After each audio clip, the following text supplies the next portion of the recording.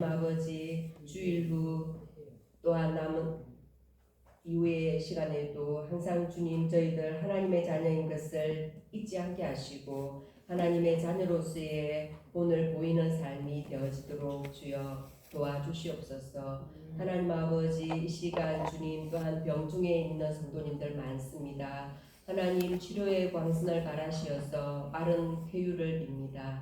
아버지 빠르게 회복될 수 있도록 도와주시고 주님 그들의 마음속에 하나님의 평안이 항상 머물기를 간절히 기도합니다.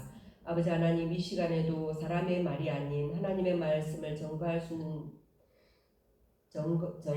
있게 주여 도와주시옵소서. 주님 감사드리오며 모든 말씀을 예수님의 이름으로 기도드립니다.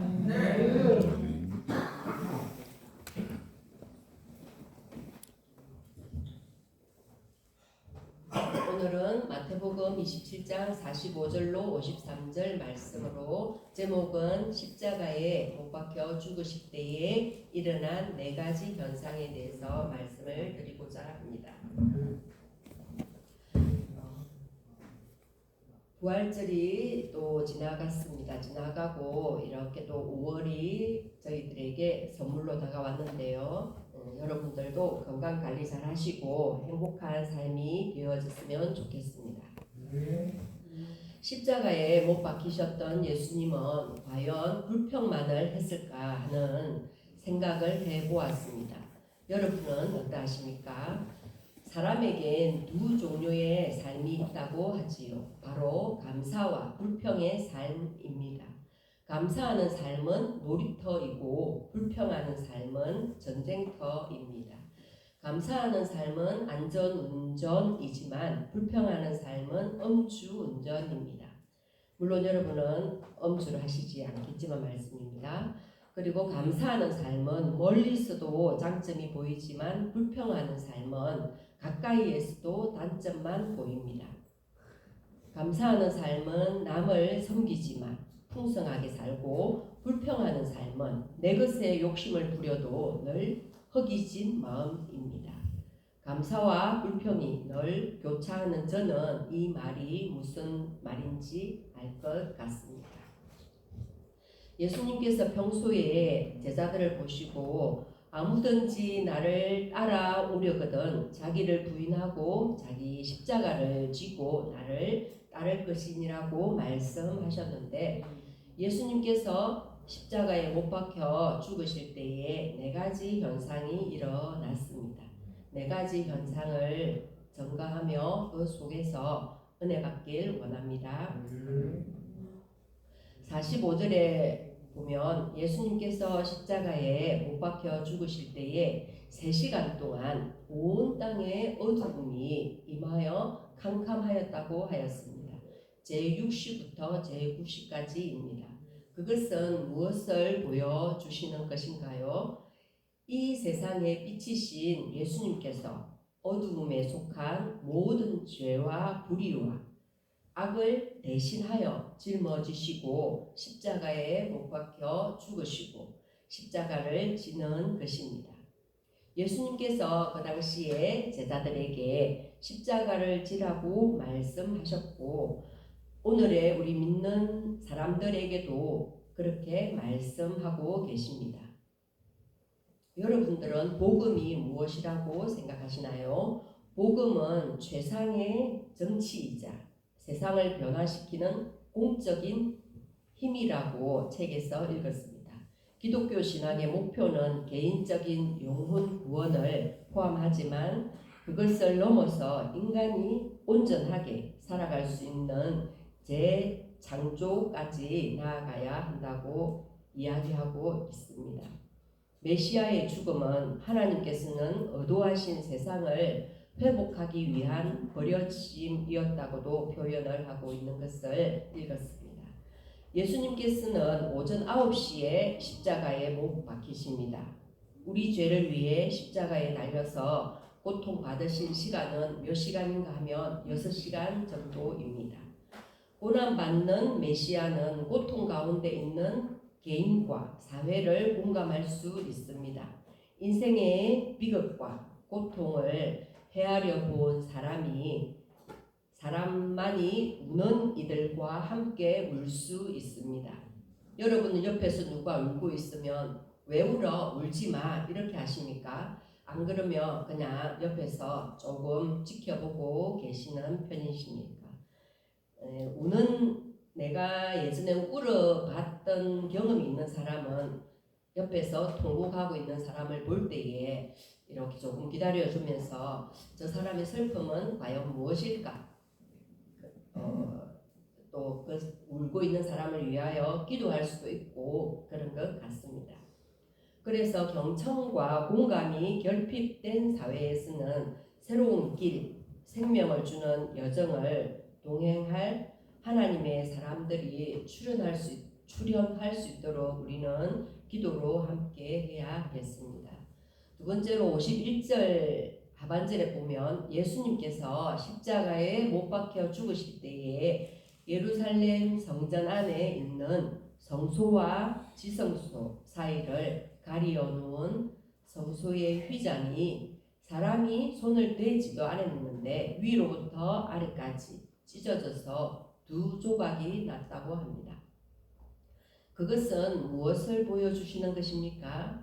조금 어려운 이야기지만 성전에는 성소가 있고 지성소가 있습니다. 지성소 안에는 속죄소가 있고 법궤가 있고 두 그룹이 있는데 이 지성소에는 아무나 들어가는 것이 아니고 또 일반 제사장들도 들어가지 못하고 대제사장 또 평소에는 들어가지 못한다고 합니다. 1년에 한 번 들어가는데 지성소에 들어갈 때는 양의 피를 가지고 들어가야 적석에서 죽임을 당하지 아니합니다. 성소에는 하나님의 백성 곧 이스라엘 백성을 대표한 제사장들이 얼마든지 들어갈 수가 있지만은 지성소에는 대제사장이 1년에 한 번 들어갈 수 있고 또 성소에서는 지성소의 내부가 보이지 않도록 이렇게 휘장으로 가려 놓았습니다.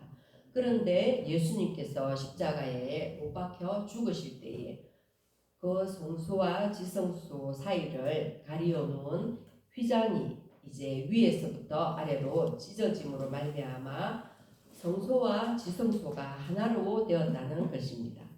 그것은 예수님께서 십자가에 못 박혀 죽으심으로 말미암아 하나님과 인간 사이를 가로막고 담을 치고 있는 죄악의 장벽이 완전히 무너지고 하나님의 긍휼과 자비가 임하였습니다. 하나님과 인간, 인간과 인간, 인간과 만물 사이에 원수된 것이 완전히 소멸되고 화평이 이루어진 것을 보여주시는 것입니다. 세 번째로 51절 말씀 중간절에 보시면 예수님께서 십자가에 못 박혀 죽으실 때에 땅이 진동하였다고 하였습니다. 여러분 지진이 나면 어찌합니까? 땅이 막 흔들리지요. 흔들리고 대피를 하라고 또 막 문자가 오고 이렇게 합니다. 땅이 상상해 보십시오. 예수님께서 십자가에 못 박혀 죽으실 때에도 땅이 진동하였다고 합니다. 그리고 바위가 터졌다고 합니다.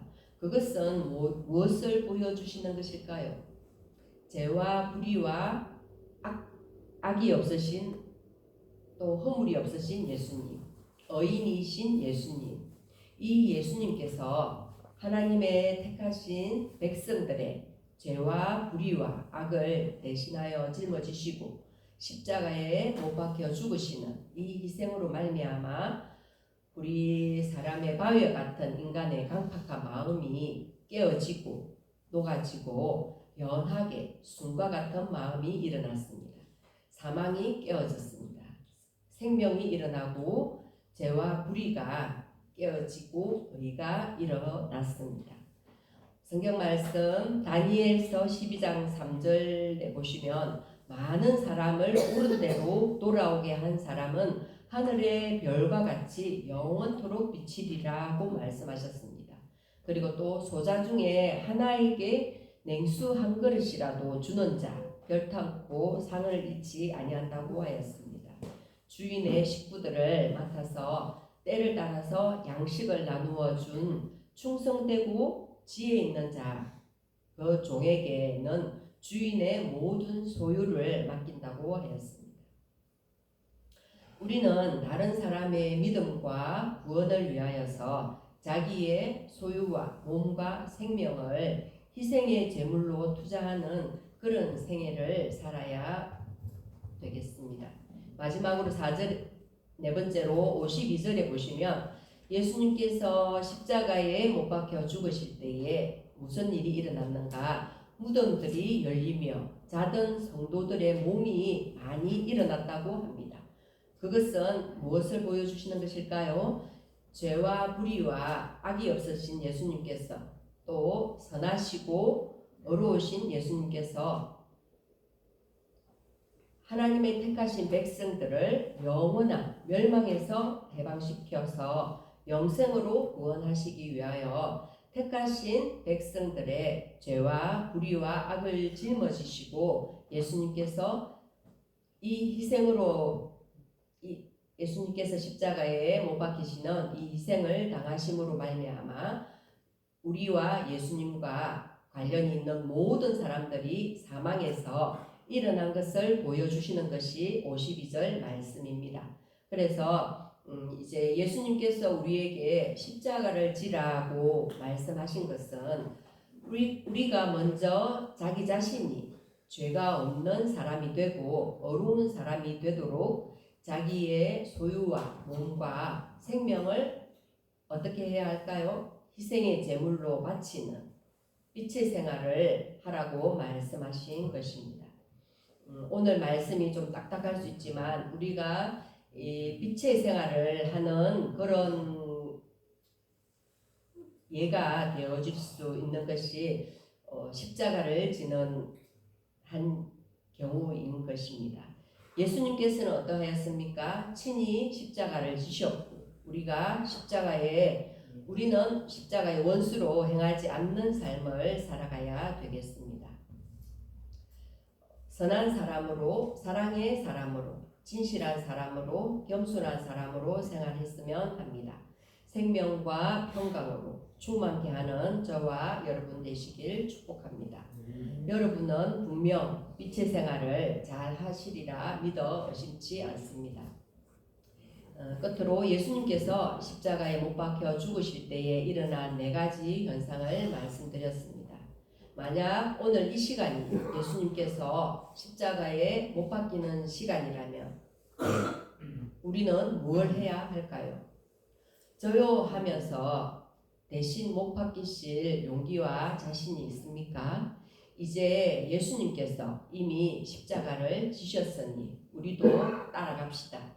내 소유를 내어놓지 못하고 몸과 생명을 내어놓지 못하고 희생하지 못하고서야 어찌 예수님의 제자요 그분을 뵐 수가 있겠습니까?